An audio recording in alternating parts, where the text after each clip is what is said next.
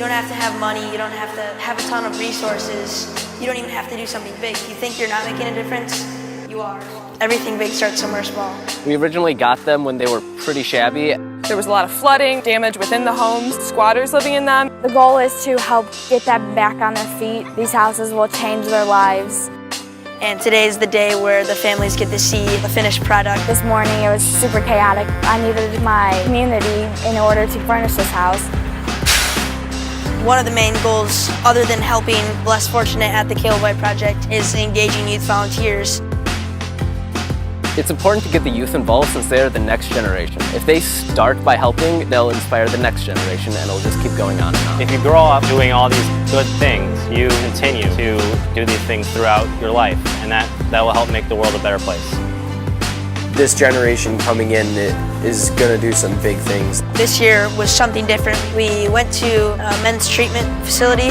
Fixing up all these rooms to help them get out of that cycle. Making it just feel a little bit more like home. Instead of being stuck on the streets, they're gonna, have a place. Board members are leading each project, planning, prepping, putting things together in their free time, taking an increased leadership roles so that they can plan and carry out this project. Our goal there is to actually open up Caleb White Project headquarters as our first real step to doing really, really big things.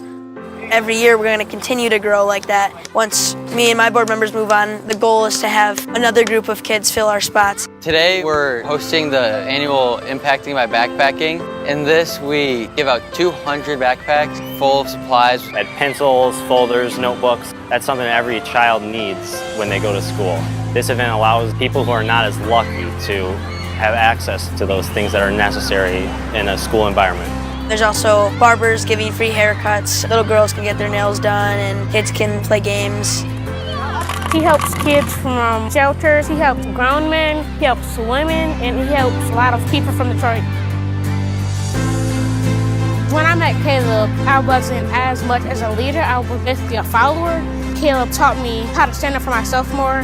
Me and Caleb had just a connection, and I think I'm going to be friends with him for a long time. We do a lot of work throughout the year, but today is the one day where we felt like we could impact as many lives as possible in a single day.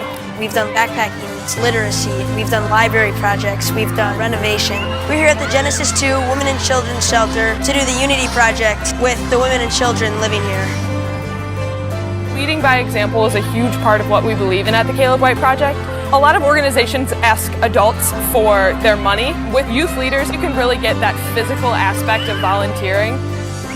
You can just be a person who makes a difference in a small way that could really be a big change in their lives. Caleb White will say everything big starts somewhere small. This is the kind of thing that can happen when a movement starts, and it's collaboration with lots of different people and lots of big hearts. They did everything for this house. They redid the carpets, the walls. Brought in a general contractor, an electrician, a plumber, all the labor, all the material. They made this house livable for these families.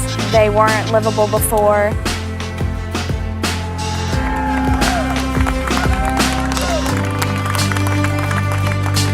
You ready, Zoe? Go ahead and head upstairs first.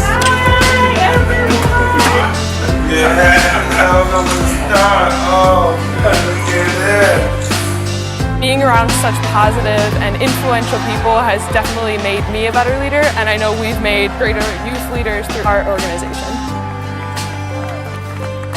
One weekend, 4 locations, 5 projects, an amazing showing of youth leadership, and a bright future. This is the Caleb White Project. Everything big starts somewhere small.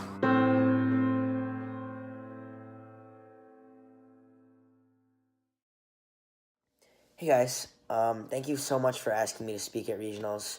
I'm really bummed out that I'm not going to be able to be there because I wanted to meet so many amazing leaders.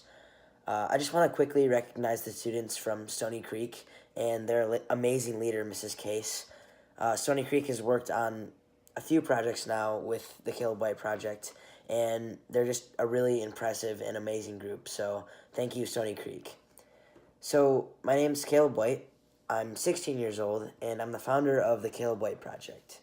The Caleb White Project is a twofold nonprofit, so we help the less fortunate living in and around the area of Detroit, And we're also very passionate about youth leadership and getting young people involved in volunteerism.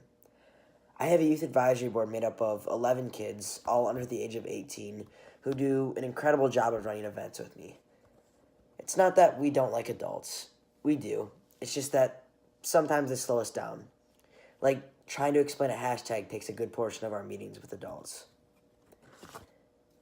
When I was 6 years old, I saw a homeless man for the first time, and I immediately wanted to build him a house.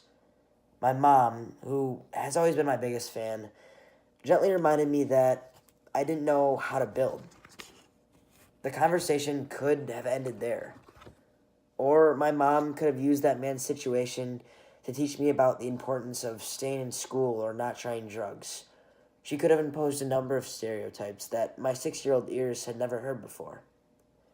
Instead, she chose to foster empathy. She challenged me to think of another way to help this man. So, I scaled it back a little bit, and I decided to collect items that would help the man get through the winter months outside. I reached out to family and asked for donations of hats, gloves, food, things like that, and they delivered.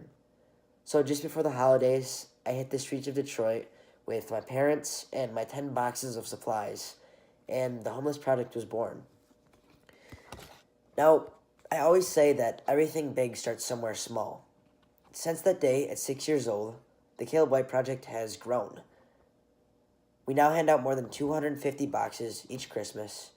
We host an annual back-to-school party for hundreds of underprivileged kids to come get free haircuts, manicures, school clothes, and backpacks full of supplies. We've put 10 libraries inside of 10 homeless shelters. We've renovated a men's treatment facility. There are too many projects to mention. But if you ask anybody at the CWP what their favorite project is, they'll tell you that it's game night at the shelter. I learned that the kids living in the homeless shelters have a 4:30 curfew, which means they can't play sports, they can't go to a friend's house, and they can't do all the fun things that we take for granted. They're missing out on a big part of their childhood, and I wanted to find a way to change it. So after talking with the director of the shelter and finding out that the curfew was for safety reasons, I said, all right, then I'll bring the friends to them. So now, each month, I take pizza, pop, board games, and friends down to the shelter, and we spend our Saturday night playing games together. Game night has become one of my favorite nights of the month. It's a night where nothing else matters. It doesn't matter where you come from, what color you are, what kind of shoes you have on. The only real heated discussion at game night is how many properties it's going to take to trade for Boardwalk and Monopoly. And the only sadness felt is when it's time to leave. I want to leave you with this. You can't go wrong when you foster empathy in young people. Kids see the world differently. We aren't born with stereotypes. And if kids are encouraged to simply help in the best ways that we know how, we will do great things. Thank you so much.